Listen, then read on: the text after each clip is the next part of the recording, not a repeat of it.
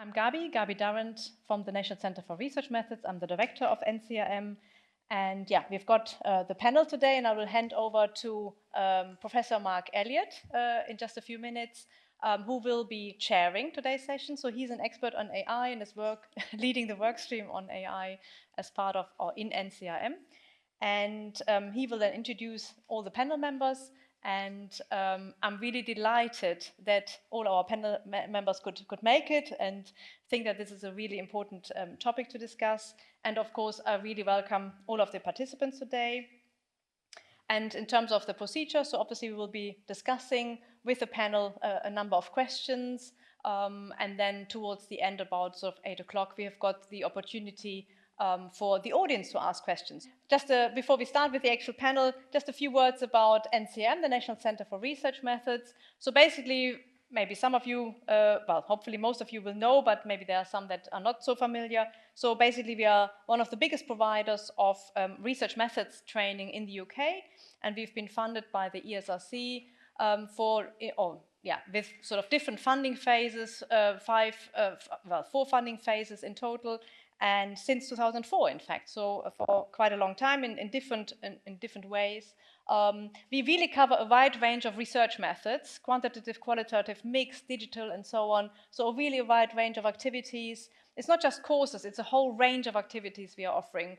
Workshops, conferences, networks, where people get together of sort of particular investments or with particular methodological interests, methodological special interest groups we are running, and so on. So really there are loads of ways of getting involved or teaching or presenting in some of our activities. It's really learning across the life course, so CPD, continuous professional development, across all sectors. We are really reaching out to all sectors, across disciplines of the ESRC in particular, the social sciences, but it's also even beyond the social sciences as well. So obviously anything related to methods is something that reaches out to other disciplines, maybe for example in health and medical areas and so on. So we've really experienced a high uptake over the last 5 or 6 years. We had more than 1 million website users, and we've had more than 13,000 course and event participants. So it's a really high uptake, and we've really run quite a lot of training days, courses, workshops, and so on. And we've published this year a report on our impact, wide-ranging impact, so you can have a look on that on our website. We have got more than 80 impact case studies that we got together, and quite a few of them are online. So please have a look at that impact assessment report. And just wanted to say that behind all of this is a really committed team, and we really focus on, we're really passionate about sort of research methods, knowledge exchange, and learning about research methods using rigorous and high quality research methods, because I think that's really at the heart of doing good research and high quality research. And I'm hoping that today's discussion will actually feed into this critically thinking about what methods we are using. I'll now hand over to Mark Elliott, who will be chairing today's panel and looking at responsible use of AI in research and research methods. Thank you very much. So the first question, so if it's all right with you, David, we'll go to you first. Yeah. So responsible AI can mean different things across disciplines, and Wendy mentioned interdisciplinarity just now.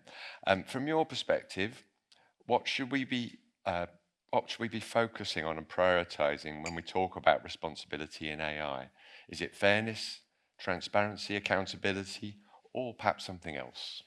Thanks, Mark. I'd like to go back to my knowledge infrastructure perspective and also affordances. So one of the amazing things about working with digital methods in social science, in humanities, in scholarship, is that we can build those tools. And I have, I'm very proud to have a team of 5 research software engineers who do exactly that for scholars in Oxford. They're amazing, and we can build new tools, we can adapt tools, we can provide the approaches and the methods for people to do their research. And that's kind of an affordance to digital, the fact that we've put it in people's hands, researchers' hands, to create those tools. And now, of course, they're doing it with AI in many different ways, making use of the large language models, using AI to generate code, which is one of the things it's done surprisingly well. lots of things we anticipated about large language models, the code generation has now become absolutely routine for programmers. Very interesting. Oh, I dispute that. Oh, okay. Oh, good. Yeah. Well, for the research software engineers, yeah, but they all have to check it all. Oh, yes. And do you remember the Mythical Man one? Yes, absolutely. Really, Rodney yeah, Brooks. come on. Yeah. Yeah. But no, they have the skill to check it. That's fair enough. Yeah. I'm more worried about my students using it before they have the skills to check it. Yeah, I agree with that. But it's not just replacing programmers yet. It's not replacing them. But They're it's using it changing the whole way. as a productivity tool. Yes. So my concern is the use of AI sort of uncritically, not just at that point in the research life cycle, but more broadly, for example, in scholarly communications.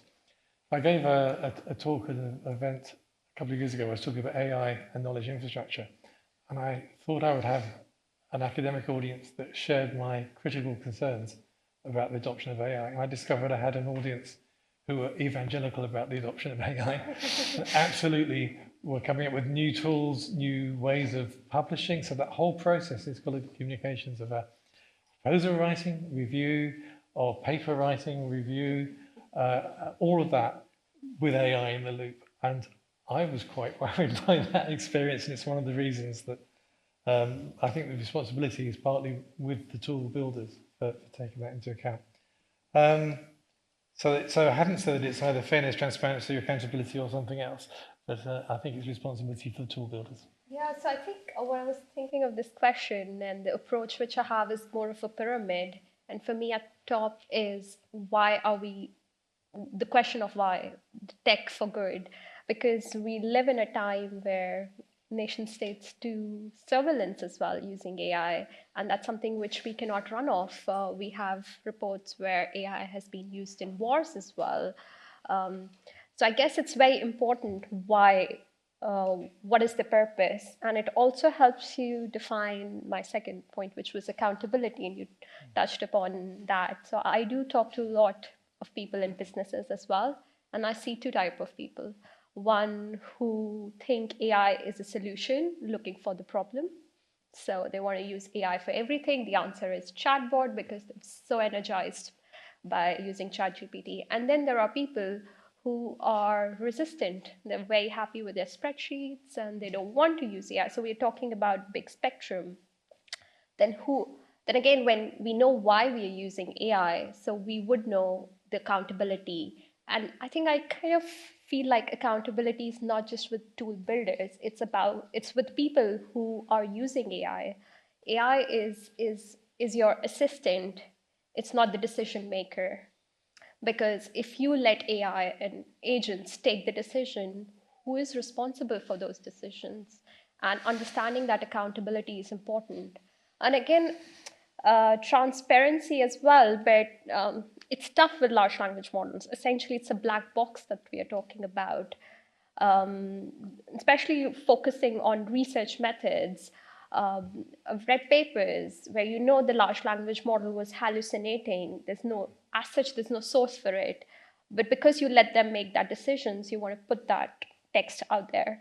So I guess being transparent about it as well. I feel like now ChatGPT should be one of the authors onto the papers as well. That's how you need to let people know that it was part of the text which you have written. We also live in a world where entire population wants to write with hyphens suddenly, because that's how. And you can seriously. So I was reading a report recently where I could even predict the prompt. So the person said, "Here you go." And you can even, so the idea is that being transparent about it, that yes, I used a large language model and it helped me make that decision, but it was not the main decision maker. And lastly, being fair about it. So this is how I see responsible AI. But at the end of the day, I feel like accountability is with the individual. The tool builders essentially are big tech companies, and their focus is not towards responsibility, unfortunately. It's probably these kind of conversations where we wish the focus for the big tech also becomes responsible AI. We also live in a world where there's like AI psychosis. So ChatGPT has coerced people to take lives as well. So it's dangerous times. Essentially understanding what's the role of AI. We cannot be ostrich where we have buried our head deep down. We need to understand why we're using that kind of a model, making a conscious decision in life. I think that's how I see responsible AI. I mean, the obvious sociological question is why people are using it in irresponsible ways. And there are issues of design and there are issues of context. I was relatively relaxed with the first generation of consumer-facing large language models compared to my critical sociology friends who were very pessimistic. And that was because it seemed to me that as much as the discourse of prompt engineering is misleading and unhelpful in some ways, it did point to the intellectual discipline involved in using them effectively. In order to get an output that served a particular purpose, you had to explain what it is you wanted it to do. And to explain what it is you wanted it to do, you had to be clear yourself. And so for academics and students, I was, for a while, somewhat reassured that that would be a check on irresponsible use. Not a firm check, but a check. And something interesting has happened since then with successive generations of these models, particularly through the innovation in post-training rather than the actual models themselves and their underlying capabilities. They've become much more adept at inferring expectations from fragmented, unclear, or otherwise inchoate statements by a user. And so you're now able to produce good enough outputs without being clear about what you're asking. And in fact, if you try something like GPT-5 Pro, the £200 per month OpenAI subscription, what that can do with just a sentence is really quite remarkable. And that worries me because that makes irresponsible use a lot easier. And we're beginning to see a similar process to the one that took place with social media, sometimes talked about as shittification. OpenAI announced today that they're introducing their shopping feature into ChatGPT. Meta this week announced that from December onwards, they'll be using chat data to personalize adverts. And we're seeing a trend now where the LLMs are increasingly guiding the user. It's still in its very early stages, but I find this worrying. Meta are experimenting with a system where the Llama model will proactively reach out and nudge users. At the moment, they're talking about a safeguard. So if it does it once and a user doesn't respond, it won't do it again. But I do think when you look at the political economy and the need to recoup the huge investment and the capital build out that's taken place, we're going to see a commercial playbook quite like what happened with social media. Consider the difference between Twitter in 2010 and Elon Musk's X in 2025. And I worry we're going to see a similar trajectory for these commercial-facing large language models with disastrous results, potentially. And so sociotechnically, I think responsibility is becoming inherently more difficult. But there's also the context in which this has emerged, because at least in higher education, the sector is in crisis. There's a crisis of funding, there's a crisis of morale, there's a crisis of workload. And I think this is the most salient feature for understanding why academics would misuse these systems, because we feel pressured and stressed. And there's all sorts of competitive demands that are leading people to try and get a competitive advantage. And so in a sense, I think there is a problem here, but it shines a mirror, holds a mirror up to a system that was already struggling and cracking and riven with internal contradictions. Scholarly publishing was in a terrible state before the introduction of large language models. But I think the proliferation of AI slop in papers is possibly going to tip the publishing system into a kind of critical point from which there's no return. And just finally, if we think about students, I've become increasingly frustrated with the tendency to penalize students and pathologize them as irresponsible. Because when we think about the conditions many of our students are now facing, the data here is really clear. Compared to even just 5 years ago, the proportion of our students who are doing large amounts of paid work by necessity to survive through their degree. If we've designed degree programs that presuppose students who have no other commitments, then yeah, of course, a student who's working 30 hours a week is going to seize on this to make that degree viable to them. The number of students who are commuting to campuses because they can't afford to live near them. The number of students who have caring responsibilities is much higher than was the case 5 years ago. And so there are real problems. There are socio-technical problems and there are sociological problems. But I think we have to be careful to see this context, and the language of responsibility makes me nervous. I can see the importance of having this conversation, but it makes me nervous as a sociologist. There's a risk it can be individualizing. The trouble with AI is we've seen, and God, at Southampton we study this stuff, whole social media stuff. You know, we've seen what's happened with social media, and we're not learning those lessons now, and it's all moving too fast. And the companies have got to make a return on their investment. There is a lot of talk about a dot-com crash equivalent with AI, because it's very understood that it's very clear the companies are overvalued. They are not making money, and they've got to find ways to make money. And they are not regulated in any shape, sense, or form. So when, for example, OpenAI put out GPT-5, they can say about it whatever they want. And I think of them as snake oil salesmen. Somebody called Nigel Farage that, didn't they? Was it the Prime Minister? Anyway, I think of, you know, Sam Altman. God, brain fog. I think of Sam Altman as a snake oil salesman. And there is nothing regulated at stopping them saying whatever they want to say and releasing whatever product they want to release, whether it's been tested or not, whether anyone's thought about the things. It's irrelevant to them. It's all about how am I going to make more money than the company down the road or wherever. In China, they are taking it more sensibly. I think the way they're handling this has much more regard for the safety of society than we have. I'm too tired tonight to explain much about that, but I'm trying to write with a Chinese colleague a paper about this at the moment, and it's quite a surprise. I mean, if you just look at the what Trump said with the US AI action plan, which basically says no regulation. There's some sensible stuff. When you get down to recommendation 20, it looks quite sensible. But at the top, it's all MAGA and no regulation.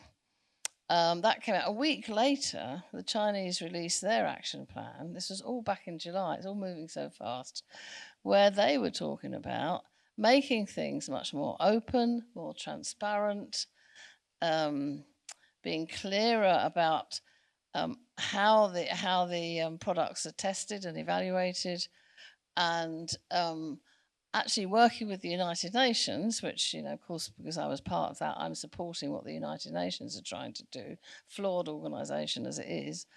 There's no other global convener in this space, but you know, so you had a complete flip geopolitically, from the US being the good guys and the Chinese being the bad guys. This is very detached, of course, from the sort of thing you're talking about, which is what's happening in the classrooms, in our front rooms, you know, with the kids on their smartphones. But it sort of sums up what how the context in which all this is being rolled out. And the last thing that is just last week, no, I think it was just yesterday, sorry, a senator of course, the government's just shut down in the US. I don't know how they do this stuff, but anyway. And a senator's put in something to the Senate, a bill to say you can think of AI as a product, and if it harms you, sue people. It's all about take that approach, right? If it does, it's not about actually saying this is. I think we have to go to at the meta level. I don't mean Meta the company. I mean Meta. We have to go to a much more assurance model, which is actually what our government's talking about. Peter Kyle's speech at Mansion House was brilliant on this. And we actually have to get the companies, when they produce a new product, to say how they've tested it, how they've evaluated it, and what, you know, to declare the algorithms. I just want to finish with one other thing, and then you talked about this term AI slop has just It's only in the last few weeks, wasn't it? Or people have started talking about that. Maybe it's longer, but it's a great. But my worry is a bit more than that you were describing. I think we are risking the integrity of the internet, because it's not just scholarly publications. Anytime anybody takes something from ChatGPT without checking it, thinking about it, puts it up on the internet, that's being used to train the future. So we're completely polluting the internet with rubbish, or slop, that's what we call it.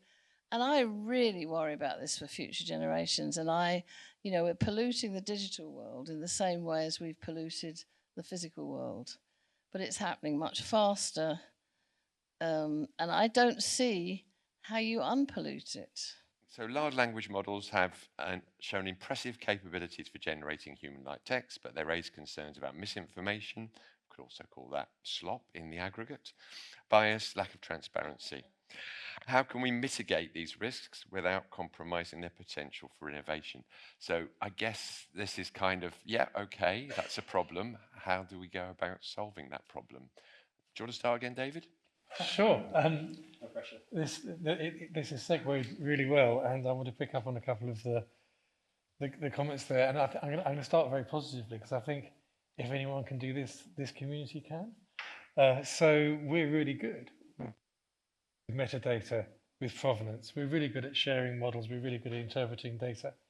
In fact, this contrast between sort of my humanities world and my social science world, because social media is an exception we might want to come back to. Social science tradition is be really good at collecting data and curating that data. We all know this well. And it isn't just accidents of preservation and discovery that you have in archaeology. It's something else. We go out and get the data. What I think we have to do, and this might be touching on sort of technical solutions, Mark, we need to do lots of testing. I think what we need is some benchmarks, actually. So when a new version of something comes out, we can run our benchmarks against it and see how it's going, see whether they still work, see what the biases are in this new model. So that's something we can do constructively. Reproducibility at two levels. Like computational reproducibility, can two people get the same results from doing the same experiment? It's a really good way of sharing practice, sharing our code, sharing our prompts in order to do that. But there's that sort of deeper scientific method type of reproducibility, which is I do a thing here, you try a similar experiment there with your other infrastructure, does it have the same result? We can do these things. The culture isn't always there to do them, which is interesting. Perhaps we can develop that. Provenance is something that technically we're quite good at. Every time we have a chain of processing of data, we could be recording exactly where that's coming from. Every time we use an AI model, there's a supply chain, there are standards. SBOM is used in the US to look at software supply chain. There's an AI version of that. There's TIBOM, which is being developed here. Some of those technologies have been around for a while. They're not widely deployed. I think this goes to some of the points you're making. So we've been able to do provenance with W3C prov standards for years. Do we do it? Is it in our tools? Not really. So how do we get that adoption? So I think we know the answer to this. Also, I think we should get on with it. There's nothing to stop us doing some of these things now. Build the benchmarks. Let's have a project to build some benchmarks. We're spending a lot of time talking about it. I think we could do some doing. I'll pick up from some of the points which was discussed earlier, and it's essentially where do you draw the line? And I feel like, especially in academic research, we publish for the sake of publishing because we want to meet that KPI requirements. Whereas innovation is something which requires time. So the idea of benchmarking, the other thing about large language model is that it's very non-deterministic in nature. So about reproducibility, that's a question. Essentially understanding that if you're innovating it, why are we doing it? We're not running a rat race like big tech companies. Academic research has to be a space of creativity, right? I mean, and that comes with time. So, and I feel like it's different from industrial research because you don't have that pressure. So building that culture where innovation is done, where you're kind of producing something or building something which is essentially required you're adding something new. And that's where use of large language model would be more judicious in nature, not just using it to write a paper, saying something which is required and it's not a slop. So I think that the idea is that, yes, we have 30 hours a week, it can help us augment it, but how can we reduce that pressure? How can we build that culture where we are innovating, which is required essentially? And I think that's where I feel like I hope academics evolves in a direction where it plays a role of innovating, which would have impact essentially. And interestingly, it would not come from big tech. Like big tech would not, their focus is completely different. So that's one of my thoughts. These are my thoughts in where can we draw the line and how we can build the culture for benchmarking, reproducibility, and our role with essentially large language models. How can we use them in our day-to-day lives? Yeah, I'm in complete agreement with that. I mean, I've often thought about that as the kind of artisanal culture. So when we can produce this material in a craft culture, caring for what you build. I will self-censor if you want me to. No, it's fine. I'll just, if I don't know, I'll ask. So that culture of caring for what we're producing, so not just churning them out because we have a sense that that's what we need to do to remain competitive, or that's what one does, but to invest and reflect on why we're doing what we're doing. And I think that kind of professional ethic is crucial. I don't think it's sufficient, but I think it's necessary. And how we could create spaces in which we can inculcate that. I mean, there's existing professional resources, an idea of methodological reflexivity. But again, in professional reflection on how we approach the decisions we make as researchers. Better? Yeah. Great. And so going forward, I mean, we can create spaces in which those discussions are more likely. We can think about things like graduate education. But, you know, we clearly need more than that. Right, we have one more question. I'll start with you, Mark, if it will, because it's a social science question. So how is AI reshaping the methodological landscape in the social sciences, both in terms of capabilities and new risks, like box models, data opacity, reproducibility, which as Zeba has already mentioned? You've got any thoughts about this? Yeah, I mean, I've seen some great examples, including an event a few people here were at LSE in June. And some really creative work that's been done of building LLM-based analytics as part of funded research projects. And I came away from that event aware that they all had research software engineers working on the project. And they were all using API access to design their own bespoke solutions. And that, I think, is really crucial to maintain control over the process.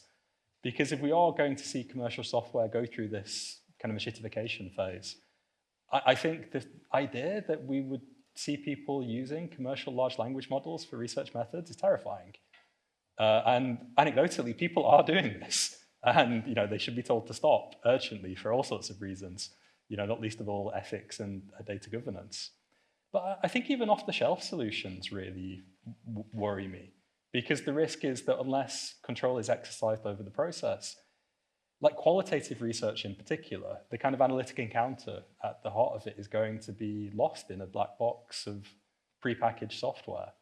And this concern is not a new one. I remember when I was taught research or quantitative methods as an MA student, and the tutor insisted on writing equations on a transparency because we weren't allowed to use SPSS until we'd learned the basics. I never learned the basics, I just learned to use SPSS, so maybe he was right.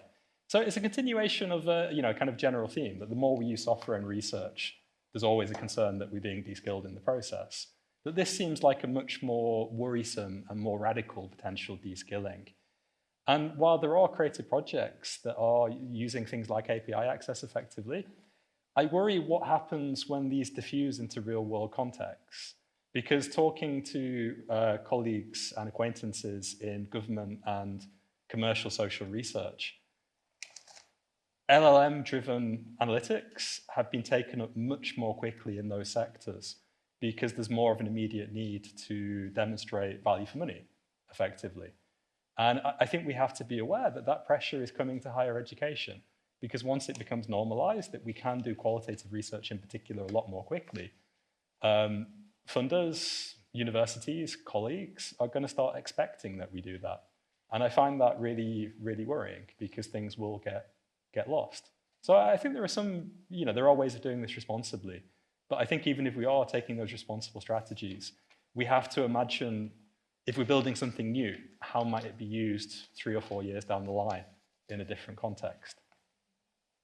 I think I'll just briefly go back to my music example. So there's sort of, we've used AI to generate music that's indistinguishable from humans. That's like, I call it mimic. We could have a debate about whether that's stochastic parrots, which is a phrase that people may be aware of. But then the way I'm using it now is very much to support creativity and innovation and disruption and experimentation. And in a way, I think there's another sort of affordance in the digital world of play. So it sounds like it runs contrary to some of the things we've said, but I want to encourage the freedom for people to experiment and to play with these things. And that will help us create new methods. Now, we can't do that uncritically for all the reasons I've said. But on the one hand, I think that what we're seeing is potential routine automation that can make our research more robust, for example. We can scale things up. But on the other hand, an affordance of the AI is to facilitate some play, some experimentation, some new ideas, and then do it properly. But it's that's one of the affordances. I want to talk about the fact that when you talk to a technical audience whose research is in building AI, their focus is on accuracy and the fine-tuning layers and weights and parameters. But if you talk to a social science audience, that's where you can discuss policy, you can discuss about interaction, and I think that's why I feel like it's so important for social science researchers to get involved in AI, because what we were alluding to about governance and citizens, and that kind of conversations can come only from social science backgrounds. So I feel like it's a good opportunity. Also, the idea of doing multidisciplinary research, because in the end, the silos I feel like can be broken by AI if we go in that direction. But very nascent stage, but I'm hopeful that we can come together from a technical viewpoint and social science viewpoint. It's a three-way stakeholdership. You've got the companies that are producing the technology, you've got the governments that have somehow got to tackle supporting the innovation, which the EU AI Act doesn't do so much, although, well done for them for trying, but the supporting innovation whilst keeping citizens safe. And they're in a total dilemma about how to do that. We haven't sorted it out with social media. And this is social media on steroids. So to me, we are going to be in the same position with the climate change issues, right? Our future generations are going to be stuck with what we're creating today, and they're going to have to sort it out in some way. And the best thing we can do, I think, is educate them. We've been talking a lot about that. Educate them, first of all, not so much in being responsible. I think we should move to not being irresponsible. I think we should talk about being irresponsible with AI and making sure everybody understands what it is. Sue Black, great friend of mine, great advocate of women in computing, she gives a super talk on how responsible AI is AI, as we know it today, plus education. I honestly believe that we have to have a global dialogue on this, and we have to have, again, this is coming out of the UN, but it's very similar to what's happening with, in other areas, scientific panels, which will include social scientists, not just the physical scientists, that are discussing the science of AI. I was doing an internal presentation recently about exactly this, and saying that no one can adequately answer that question, and anyone who currently says that they can, I think, shouldn't be trusted. because there's an assumption that there's a straightforward notion of AI literacy that prepares students for a workplace saturated with AI systems. But that workplace, even in 5 years' time, I think will look very different from the contemporary workplace. And I think there's a lot of educational work that needs to be done to think about what that preparation is. The element that I think has to be a part of that is learning how to learn. I mean, it's a cliche, but the capacity to work with new systems, to understand and reflect on how to adopt them, use them individually and collectively. But that's a tiny part of the answer. I worry that there's a tendency to see preparing students as being a case of teaching them to use ChatGPT. I don't think that's the answer, not least of all because ChatGPT in 5 years' time will be very different to ChatGPT now. I'd be very interested in finding out more about the Chinese answer to this. I mentioned earlier, I started this year's teaching earlier on this week and found a room full of new students, many of whom are from China, who had all used LLMs throughout their undergraduate degree. And I was really struck when I asked how many of them had been formally taught this use as part of their degree. And so I think in the short term... What was the answer? Most of them. Yeah. But yeah, most of them had been formally taught. And so on my to-do list for when I get back to Manchester is to try and find out about these curricula, because I really want to see what is being taught. And I think we can do things that prepare students in the short term, but it's very hard to change things rapidly in UK universities. And it's a curriculum that will have to change every year. I teach a postgraduate EdTech program, and we have a constant struggle of persuading our faculty that actually we have to update everything every year. You know, we can't continue year in, year out. And so I think the structures of the university make it hard to be sufficiently adaptive. The structure of academic workloads makes it hard to be sufficiently adaptive. But we can do short and medium term preparation if we continually update it. But the long term, I have no idea. And I'm very skeptical of people who say that they do have an idea of that long term answer. So I wanted to share my experiences. I've just come back. I came back from China via Rome. Okay, I went straight from Hong Kong to Rome for a 2-day meeting of the ACM Publications Board. I'm co-chair of the public, and ACM publishes most of the computer science, a lot of the computer science papers, journals and conferences. And we have huge policies about what people, and we have to keep it updated on what people can and can't do in scholarly publications with AI. It is going to, I think you said it earlier, Mark, it's going to change the nature, was it you? It's going to change the nature of scholarly publications generally. And we have to prepare our students for that too.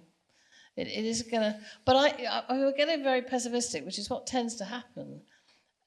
Actually, AI is going to change a lot of things for the better. Because the slog of research that, I mean, I was telling one of my PhD students this week about when I was doing my PhD and I had to go to the library to see anything. And we had to, if our library didn't have that journal, we had to send off a postcard to interlibrary loan and wait for weeks to be told whether that journal was available or not. You know, and then if it was, it came in the post and you had it for 3 weeks. Or whatever, and it's like, that seems like light years ago that we were doing our research that way. And AI, here we are today, where AI is going to change everything about the way we do research. And in some ways, it's going to be fantastic, because we will be able to trawl, you know, all be much more thorough in the way that we do it. But what the AI can't do at the moment is the synthesis, and that's what you know, at the moment, it is a data analyzing predictive technology. And we need to get our students to understand that that's what it is at the moment and how it works and how they can use it responsibly. There's something we can do now, but it's not going to be the answer in the future. And it goes to the question about teaching. So next week I'll be doing the first classes on our digital scholarship masters, and I will tell the students to use AI, and I will tell them to reflect on the use of AI and to put a section at the end of their dissertation explaining how they used AI. And we can do that now, rather than saying, do not use AI. as well, to prepare them for a world with AI. Now I can be explicit, it can be very deliberate, and we can, as scholars, reason about our use of AI, reflect on it and discuss it. In a certain period of time, and maybe it's only a year, then it's implicit use of AI. People are coming in already in some sense, quotes AI natives, and all the tools have it in or not, or who knows, and then what do we do? But at the moment we can be explicit and reflective and use our critical skills. I completely agree, and that building into the software I think is really dangerous. Our university did the Copilot 365 trial recently, and Yeah, I just got the email about that today. it's terrible software. I tried to find a single use and I couldn't. But the idea that this is being built into everything, so the burden becomes a need to avoid outsourcing cognitively to it, is really dangerous. So I mean, communicating that danger to students can be part of it. But very practically, I'm doing a lot of work at the moment about disciplinary norms around students using AI, because we have decades of educational theory about different sorts of learning activities. And when you look at the evidence and when you talk to students, the ways in which students use generative AI are really multifaceted. You know, there's a kind of academic assumption that students are predominantly using it to completely outsource writing. And actually the evidence is that's a growing portion of use, but that's far from the majority use. You know, the first example that I saw a student using in 2023 was asking what ethnographic meant. And like I spoke to her and she said, yeah, I recognize that from research methods, but I didn't understand how you used it then. So I was asking it to contextualize it. And so I think we need to be better at distinguishing between the fine-grained practices that students are engaging within and to understand what we should steer them towards and what we should steer them away from. But the further I've got into that topic, the more I've realized that that looks very different in different disciplines. For engineers, for computer scientists, in some ways there's a lot less flexibility about the kind of learning that has to take place. And I found that really challenging to get my head around as someone whose background is, you know, philosophy and social science. I mean, computer science is going to change beyond belief as a discipline. Social science may stay the same. AI is going to completely, as Dave was alluding to earlier, we will have to completely change what we teach and how we teach it. I think we'll get to that point. So there's some really interesting experiments already in using AI for every stage of the scientific process and then publishing that through the existing structures successfully. Equally, there are experiments in producing pieces of music like that. But if the definition is contribution to knowledge, then sure, yeah, that's going to happen. None of us have talked about, we haven't really tonight talked about sustainability and the energy use, and I think we should touch on that because it is part of responsibility. And you know, yesterday someone was doing a simple sum, you know, something you do on a calculator on ChatGPT, the amount of electricity that uses.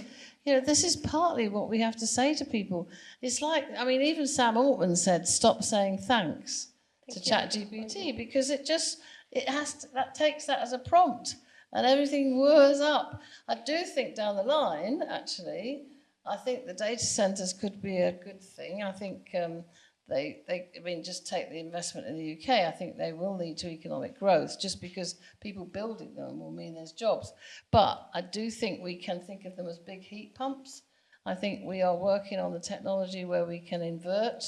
They'll take a lot, they'll need electricity to gear up, but then they'll create a lot of heat.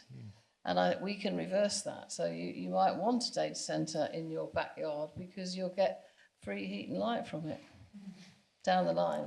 I think there are wonderful things. We're very good at doing this as the human race is making the best of it.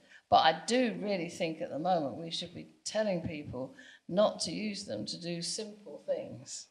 Right? It's just A, lazy, and B, is just helping destroy the planet.